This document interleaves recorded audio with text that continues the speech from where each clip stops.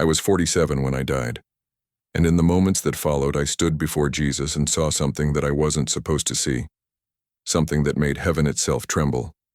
My name is Daniel Marcus Brennan.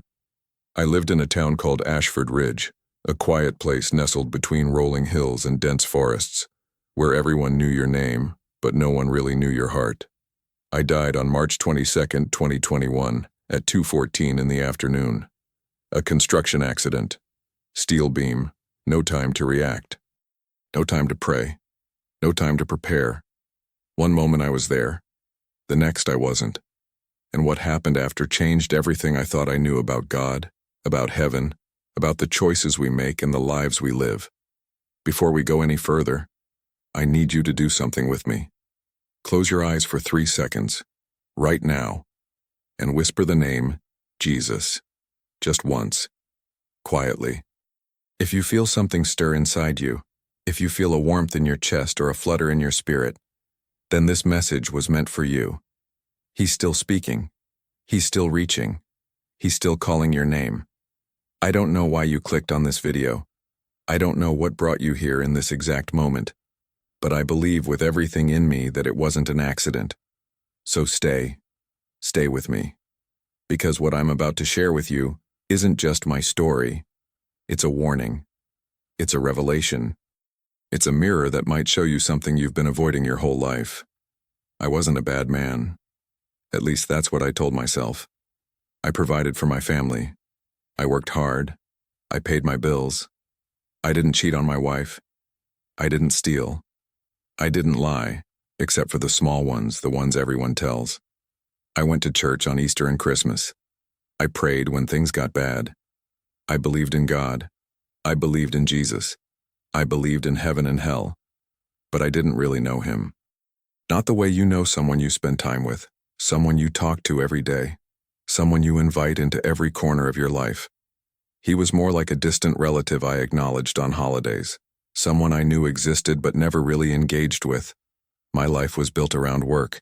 I was a construction foreman. I'd been in the trade for 26 years. Started as a laborer when I was 21, worked my way up, earned my reputation through sweat and long hours, and doing things right. I was good at what I did. I took pride in it. Every building I helped create, every structure that rose from dirt and blueprints into something real, something solid, something that would last. That was my legacy.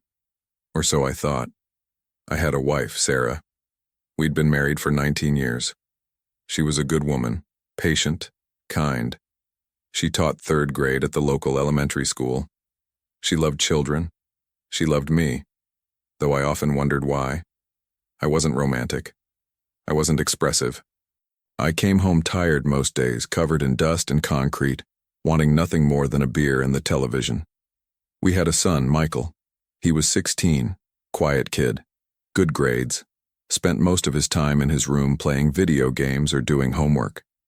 I told myself we had a good relationship, but the truth was I barely knew him. I knew his favorite foods. I knew he played soccer, but I didn't know his dreams, his fears, his struggles. I didn't know what kept him up at night or what made his heart come alive, because I never asked. I never made the time. The day I died started like every other day. The alarm went off at 5:30 in the morning, that jarring beep that yanked me out of whatever shallow sleep I'd managed. I rolled out of bed, my back aching like it did every morning, a dull throb that had become my constant companion. I showered. I dressed in my work clothes, the same faded jeans and flannel shirt I wore every day. I made coffee in the kitchen while Sarah was still sleeping. The house was quiet, peaceful. I stood at the window, looking out at the yard, at the trees swaying gently in the pre-dawn darkness, and I felt nothing. Not peace, not gratitude, just a kind of emptiness, a hollow feeling that I'd learned to ignore. I kissed Sarah on the forehead before I left. She stirred but didn't wake. I didn't say I love you. I hadn't said it in months, maybe longer. Not because I didn't love her, but because I'd forgotten how. I drove to the job site, a new commercial building going up on the east side of town. The sun was just starting to rise, painting the sky in shades of orange and pink. It should have been beautiful, but I barely noticed. My mind was already on the day ahead. The concrete pour scheduled for 9. The inspectors coming at 11. The steel delivery that was supposed to arrive by noon but probably wouldn't. The site was chaos when I arrived. Workers shouting, machinery beeping, the smell of diesel and fresh lumber. I put on my hard hat, grabbed my clipboard, and started making rounds, checking progress, answering questions, solving problems. This was what I was good at. This was where I belonged, or so I thought. Around 2 in the afternoon, I was standing near the south wall. We were installing steel beams for the second-floor framework. Heavy work, dangerous work, but we'd done it 1,000 times. The crane was lifting a beam into position. I was guiding the crew, making sure everything was aligned, making sure the connections were secure. I remember the sound, that high-pitched whine of the crane's hydraulics, the shouts of the crew, the clang of metal on metal, and then a snap, sharp, like a gunshot. I looked up. The cable had broken. The beam was falling. 1,200 pounds of steel, falling directly toward me. I had maybe half a second to react, not enough time to run, not enough time to dive, not enough time to do anything except realize this was it. This was the end. And the last thought I had before the impact was I'm not ready. The pain was instant and overwhelming. A crushing weight on my chest, my ribs snapping like twigs, the taste of blood in my mouth, the world tilting sideways as I fell. And then, nothing. No pain, no sound, no sensation. Just silence. Deep, profound, complete. I was standing, or floating. I wasn't sure which. I looked down and saw my body on the ground. Twisted, broken, blood pooling around my head, workers running toward me. Someone was screaming. Someone was calling for help. Someone was on their knees beside me, pressing on my chest, trying to bring me back. But I wasn't there anymore. I was somewhere else, somewhere between. The job site began to fade. The sounds grew distant. The colors dulled, and then everything shifted. I was no longer standing in dirt and concrete. I was standing in light, soft, warm, golden. It surrounded me like water, like air, like something alive. And I wasn't alone. There was a figure in front of me, a man. He was standing maybe 20 feet away, and even though I'd never seen him before, I knew exactly who he was. Jesus. Not the pale, delicate Jesus from the paintings in church. This was different. He was strong, radiant. His eyes were like fire and water all at once, deep, piercing, full of love and sorrow and joy and something else I couldn't name. He wore simple robes, white, glowing, and when he looked at me, I felt naked, not physically, but spiritually, like every wall I'd ever built, every mask I'd ever worn, every lie I'd ever told myself was stripped away in an instant, and I fell to my knees, not because I was told to, but because I couldn't stand under the weight of that gaze. Daniel.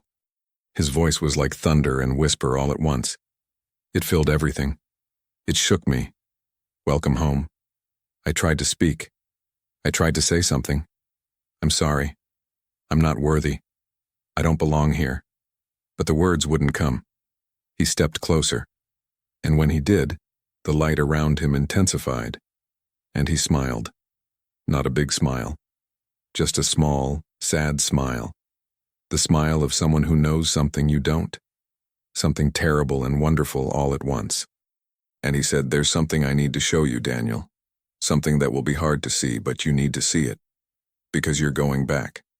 And when you go back, you're going to tell people what you saw. Are you ready?" I wasn't. But I nodded anyway. The light around us began to shift, to change. And suddenly we were somewhere else. Not heaven, not earth. Somewhere in between. A vast space, endless, empty, and in the center of this space was a door, massive, made of light and shadow intertwined. Jesus walked toward it, and I followed. My legs moved without me telling them to. When we reached the door, he placed his hand on it. and it opened, and what I saw on the other side broke me. It was a room, enormous, stretching as far as I could see, and it was filled with people, millions of them, billions, all standing in lines, waiting. Their faces were blank, empty, hopeless, and at the front of each line was a throne, and on each throne sat a figure cloaked in darkness, judging, deciding, condemning. And I heard the screams, the wailing, the begging. No, please, I didn't know, I didn't understand. Give me another chance. But there were no more chances. And Jesus turned to me. His eyes were filled with tears. And he said, "This is what I came to prevent, Daniel. This is what I died to save humanity from. But so many still choose this, not because they're evil, but because they're asleep, because they're distracted, because they're living for themselves instead of for me. And I couldn't look away. I couldn't close my eyes.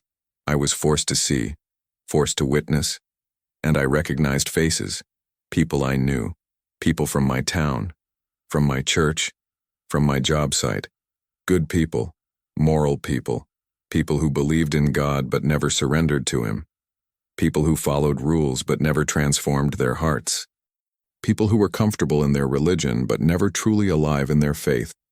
And then Jesus showed me something even worse. He showed me a vision, a moving image, like a film playing in the air. And I saw myself. I was 68 years old. My hair was gray. My body was frail. I was lying in a hospital bed, dying. Cancer from the look of it. Sarah was beside me, older, crying. Michael was there too, a man now, in his 30s.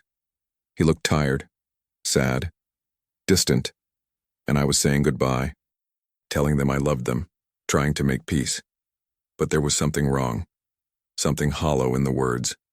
And when I died in that vision, I saw my spirit leave my body, and I saw where it went, not to heaven, not to the light, but to that room, that terrible room with the lines and the thrones and the judgment. And I screamed, "No, no, that's not right. I believe in you. I accepted you." I said the prayer. I went to church. And Jesus looked at me with infinite sadness. And he said, "You said the words, Daniel, but you never gave me your life. You kept me at a distance. You used me like a safety net. You believed in me like you believe in insurance. Something to fall back on in case of emergency. But I didn't ask for part-time faith. I asked for surrender. I asked for transformation. I asked for you to die to yourself so you could truly live. And you never did. You were too busy, too distracted, too comfortable, and now it's too late." I collapsed. I wept. I couldn't breathe. The weight of it was crushing. And I cried out, "Please, please, Jesus, don't let that happen. I'll change. I'll do anything. Just give me another chance." And he knelt beside me. He placed his hand on my shoulder, and the warmth of it was overwhelming. And he said, "That's why I'm showing you this, Daniel. Not to condemn you, but to warn you. That vision is what will happen if you continue on the path you're on. But it doesn't have to. You still have time. I'm sending you back. And when you go back, you're going to live differently. You're going to love differently. You're going to see differently. And you're going to tell people what you saw.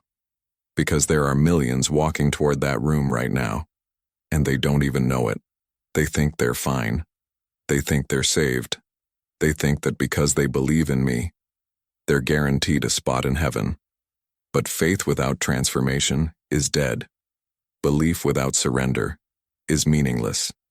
You can't love me and ignore my voice. You can't claim me and live for yourself, and I need you to warn them." I looked up at him. His face was radiant, beautiful, terrible, and I said, "Why me? I'm nobody. I'm just a construction worker. I don't have a platform. I don't have influence. Who's going to listen to me?" And he smiled, a real smile this time, full of joy and certainty. "That's exactly why I'm choosing you, Daniel, because you're ordinary, because you're broken, because people will see themselves in you. And when they hear your story, they'll know it's real. They'll know it's possible. They'll know that if I can use you, I can use anyone. And then he showed me more. He showed me visions of what my life could be. If I surrendered, if I chose him fully. I saw myself back at home, sitting with Sarah at the kitchen table, really talking to her. Not about bills or schedules or surface-level things, but about dreams, about fears, about the state of our souls. I saw her face light up. I saw tears in her eyes, happy tears, because she'd been waiting for this, waiting for me to come back, not to the house, but to her, to us. I saw myself with Michael, sitting on his bed, asking him about his life, really asking, really listening, and I saw him open up, telling me about the bullying he'd faced in school, about the anxiety that kept him up at night, about the questions he had about God and faith and purpose. And I saw myself not having all the answers, but being present, being there, being a father. I saw myself at work, but different, not just barking orders and checking boxes, but seeing the men I worked with, really seeing them, learning their stories, their struggles, praying with them, encouraging them, being a light in a place that was often dark and harsh. I saw myself in church, not in the back row, checking my watch, waiting for it to be over, but engaged, worshiping, serving, using my hands that had built so many buildings to now build the kingdom. And I saw the ripple effect, the lives I touched, the people who came to know Jesus because of my story, because of my transformation. It wasn't big. It wasn't flashy. It wasn't celebrity Christianity. It was just a man, ordinary, broken, surrendered, and it was beautiful. Jesus looked at me, and he said, "This is the vision that shook heaven, Daniel. Not the vision of judgment. We've always known that was coming. But the vision of what happens when one person truly surrenders, when one ordinary person says yes, fully, completely, without reservation. The angels rejoice, the enemy trembles, and the kingdom advances. You think you're small, you think you're insignificant, but I'm telling you, when you align your life with my purpose, you become part of something eternal, something powerful, something that echoes into eternity. And heaven itself takes notice." I didn't know what to say. I was overwhelmed, undone, grateful, terrified, and he stood and he reached out his hand and he said, "It's time to go back now. No, I want to stay here, with you. I don't want to go back to that life, that empty life." And he shook his head, gently, firmly. "Your work isn't done, Daniel. Your story isn't over. And the people you're meant to reach are still waiting. Go back. Live fully. Love fully. Surrender fully. And when your time really comes, when you finish the race I've set before you, I'll be here waiting. And we'll celebrate together. But not yet." And then everything went white. The pain hit me like a freight train, searing, burning, unbearable. I gasped. My lungs filled with air. It felt like breathing fire. My chest exploded in agony. My head pounded. Every nerve in my body screamed. I heard voices, shouting, urgent. "We've got a pulse. He's back. Stay with us, Daniel. Stay with us." I opened my eyes. The sky was too bright. The sounds were too loud. Everything was too much. I was on a stretcher. Paramedics were surrounding me. An oxygen mask was on my face. I could hear the wail of the ambulance siren. And I started crying. Not from pain, but from gratitude, from awe, from the overwhelming realization that I had been given a gift, a second chance, a do-over. I spent 2 weeks in the hospital, 13 broken ribs, punctured lung, fractured skull, internal bleeding. The doctors said it was a miracle I survived. They said I should have died instantly, that the injuries I sustained were not compatible with life. But there I was, alive, broken, but alive, and different, so different. Sarah was there every day, sitting beside my bed holding my hand. And on the third day, when I could finally speak without gasping, I looked at her, really looked at her, and I said, "I love you. I'm sorry I stopped saying it. I'm sorry I stopped showing it. I'm sorry I've been absent even when I was present. And I'm going to change. I'm going to be the husband you deserve." She cried. She held my face in her hands, and she said, "I thought I'd lost you. Not just now, but for years. And I want you back. Not the version of you that's just going through the motions, but the real you. The you I fell in love with." And I said, "He's here. He's back. I promise." When I got home 3 weeks later, the first thing I did was sit down with Michael. He was on his bed, headphones on, staring at his laptop. I knocked on his door. He looked up, surprised. I never came to his room. "Hey, Dad, you okay? Can I come in?" "Sure." I sat on the edge of his bed, and I didn't know where to start, so I just said, "I'm sorry." He looked confused. "For what?" "For not being there. For not knowing you. For treating you like a task to complete instead of a person to love. I want to change that. If you'll let me." He stared at me, and then his face crumpled, and he started crying. And he said, "I thought you didn't care. I thought I wasn't important to you." And I held him, my 16-year-old son, and I said, "You're the most important thing in my life, and I'm going to spend the rest of my days proving it to you." We talked for 3 hours that night, about everything, about school, about his fears, about girls, about faith, about God. And for the first time in years, I felt like a father. When I went back to work 2 months later, I was different. The guys noticed immediately. "You okay, boss? You seem different." "I am," I said. And over the next weeks and months, I started sharing my story, not forcing it, not preaching, just being open, being real, telling them what I saw, what Jesus showed me, what he said. And some laughed, some dismissed it, but some listened, really listened, and lives changed.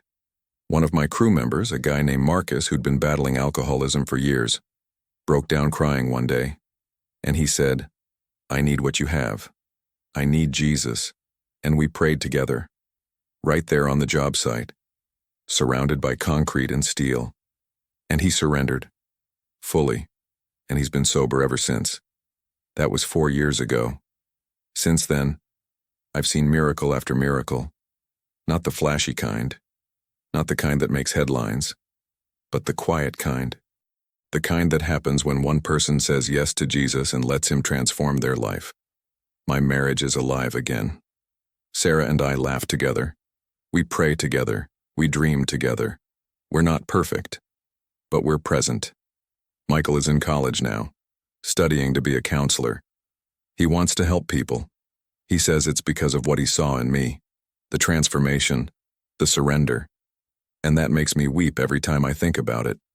I started speaking, not in big churches or conferences, just small groups, living rooms, coffee shops, anywhere people will listen, telling my story, sharing the warning, sharing the hope. And I've seen hundreds come to know Jesus, really know him, not just believe in him, but surrender to him. And every time someone says yes, every time someone chooses transformation over comfort, I think about that vision, the vision that shook heaven. And I know it's happening again. I know the angels are rejoicing. I know the kingdom is advancing. And I know that Jesus is smiling.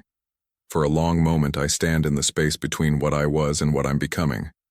And I realize that this is what it means to be alive. This is what it means to follow Jesus. Not perfectly, but fully. Not without mistakes, but without reservation. If this story has stirred something in you, if you felt that flutter when you whispered his name at the beginning, then I need you to do something. Write the words, "True Surrender," in the comments below. Not for me, not for the algorithm, but as a declaration, as a commitment, as a moment where you say, "Jesus, I'm done playing games. I'm done keeping you at a distance. I'm done living for myself. I surrender. Fully. Completely. Right now." Because here's the truth. You might not get another chance. You might not get a second opportunity. You might not survive the accident or the heart attack or the moment when your time runs out.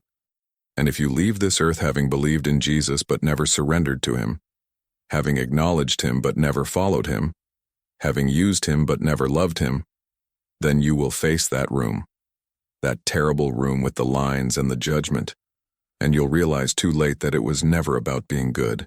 It was never about checking boxes. It was never about showing up on Sundays. It was always about surrender, about transformation, about letting him have all of you. Not just the parts you're comfortable giving, but all of you. Your dreams, your fears, your time, your money, your relationships, your future, everything. Because he gave everything for you. He didn't hold back.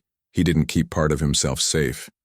He went all the way to the cross, all the way to death, all the way to hell and back, for you. And he's asking for the same from you, not because he needs it, but because you do, because you were created for this, for surrender, for transformation, for a life that matters, a life that echoes into eternity, a life that makes heaven rejoice. I'm not special. I'm not extraordinary. I'm just a construction worker from a small town who died and was given a second chance. But I took it. I said yes. I surrendered. And my life has never been the same. And yours doesn't have to be either. Right now, in this moment, you can choose. You can keep living the way you've been living.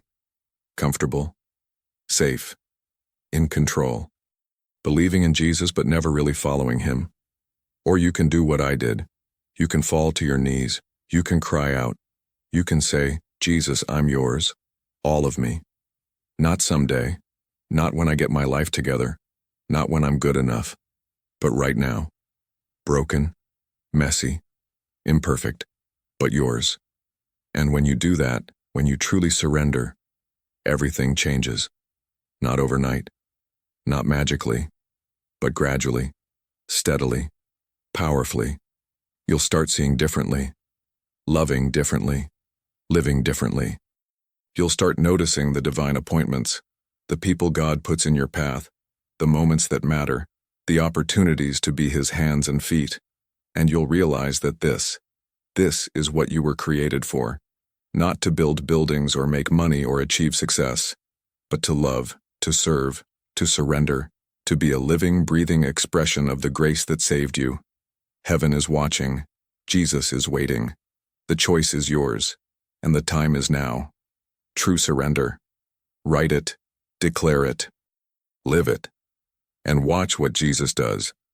Because I promise you, when you truly surrender, when you give him everything, he will shake heaven itself with what he does through your life, and you will never, ever be the same.